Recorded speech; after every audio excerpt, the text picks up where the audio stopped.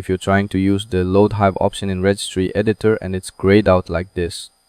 Don't panic. This is a super common issue, especially if you're repairing Windows or working in recovery mode.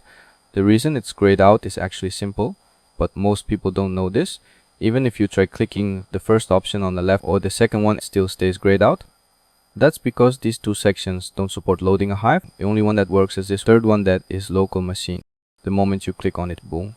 Now go to File and you'll see Load Hive is no longer grayed out. It's active and ready to use. Select the third one and only then can you load an external registry Hive, like when you're fixing Windows using a bootable USB or recovery tools.